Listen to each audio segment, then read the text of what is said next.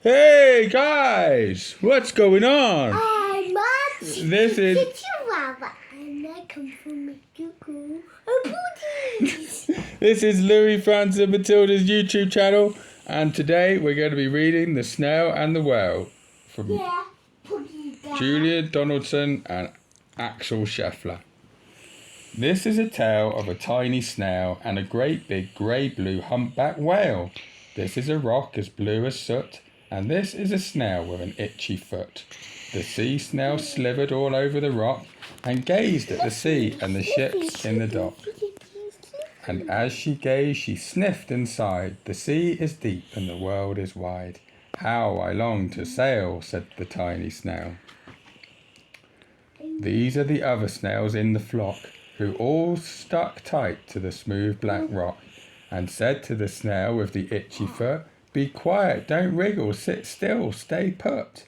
But the tiny sea snail sighed and sniffed, then cried, "I've got it, I'll hitch a lift." This is the trail of the tiny snail, a silvery trail that looped and curled and said, "Lift wanted around the world." This is the whale who came one night, when the tide was high and the stars were bright, a humpback whale immensely long, who sang to the snail a wonderful song of shimmering ice and coral caves and shooting stars and enormous waves. And this is the tale of the humpback whale. He held it out of the starlit sea and said to the snail, "Come sail with me." This is the sea so wild and free that carried the whale and the snail on his tail to towering icebergs and far off lands, with fiery mountains and golden sands. These are the waves that arched and crashed, that foamed and frolicked and sprayed and splashed the tiny snail on the tail of the whale. These are the caves beneath the waves, where stripy fish with leathery fins and sharks with hideous toothy grins swam round the whale and the snail on his tail.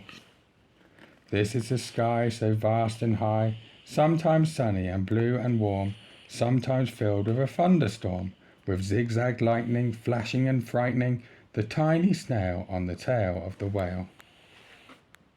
And she gazed at the sky, the sea, the land, the waves and the caves and the golden sand. She gazed and gazed, amazed by it all, and she said to the whale, "I feel so small." But then came the day the whale lost his way. These are the speedboats running a race, zigging and zooming all over the place, upsetting the whale with their ear-splitting roar, making him swim too close to the shore.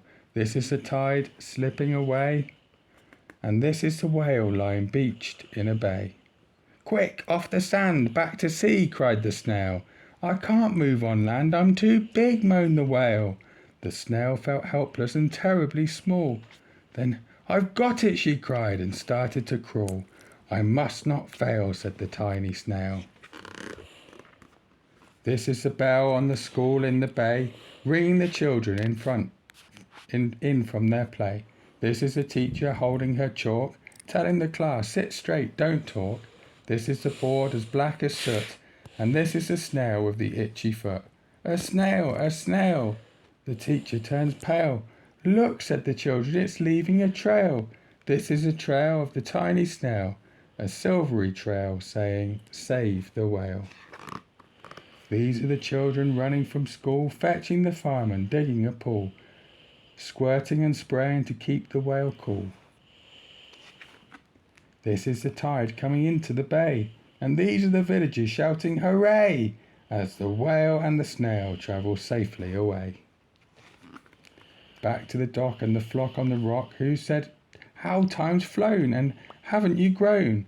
And the whale and the snail told their wonderful tale of shimmering ice and coral caves and shooting stars and enormous waves, and of how the snail, so small and frail, with her looping, curling, silvery trail, saved the life of the humpback whale. Then the humpback whale held out his tail, and on crawled snail after snail after snail. And they sang to the sea as they all set sail on the tail of the grey-blue humpback whale.